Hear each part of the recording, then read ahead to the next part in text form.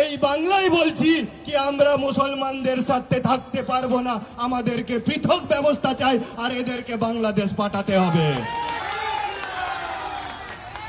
তারা আমাদের দেশে থাকবে,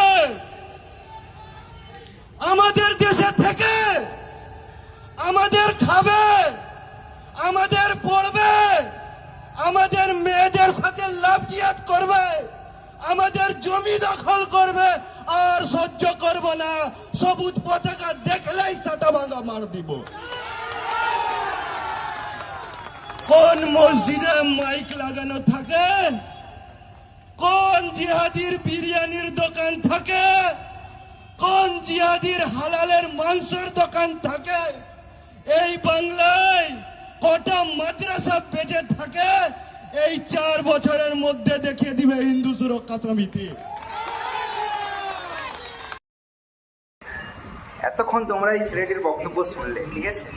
তো শোনার পরে তো মনের মধ্যে তো অবশ্যই খুব রাগ হচ্ছে, কিন্তু রাগ হলে কিছু করার নেই, কারণ সরকারটাই এরকম চলছে, ঠিক আছে? যেই থেকে বিজেপি সরকার এসেছে, যতগুলি রাজ্যতে আছে, আর এইবারে এই প্রথম আর পশ্চিমবঙ্গে এলো, তো আসার পরে অলরেডি তো অনেক কিছু দেখে ফেলেছো, তো এইগুলো দেখছো শুনছো, ঠিক আছে? তো এই যে এতগুলো কথা বললো, মানে একটা তো গণতান্ত্রিকভাবে কথা নয় যে মানে কি বলা যায়, যে ভাইচারা বিষয়ে কথা, সেরকম তো নেই ভিডিওর মাধ্যমে। তো এই কথাগুলো যদি কোনো একজন মুসলমান বলতো না, তাকে এতক্ষণের মধ্যে ওই যে পিঞ্জরা আছে না, পিঞ্জরার মধ্যে বন্ধ করে রেখে দিত, কিন্তু এখন কিছু করবে না, কারণ একটাই বিজেপি সরকার। আর সনাতনী তো বলতে কি শুধু এই ব্রাহ্মণ জাতি না, আর দলিত আদিবাসীগুলো তো হিন্দুই না, তারা সনাতনীই না, তো একজনই আছে, তারা আছে এই বিজেপি অন্ধভক্ত আর ব্রাহ্মণ। তো পুরো ব্রাহ্মণ সমাজটাকে অপমান করছি না, ঠিক আছে? এই যে কিছু মানে 100-এর মধ্যে বেশিরভাগটাই নয়, যে 50% এরকম আছে, যে এরকম যে সব ব্রাহ্মণ নিয়ে খারাপ,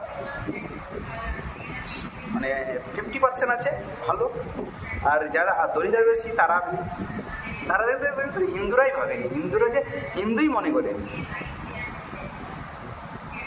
মানে এই যে দেশটা এখন কিসের শাসন চলছে, নিজে মানে মানুষ তো খুঁজেই পাচ্ছে না, কারণ বাবা সাহেব ভীমরাও যে সংবিধানটা রচনা করছিল সেই অনুযায়ী দেশ চলছে না, আর চলবে না যতক্ষণ পর্যন্ত বিজেপি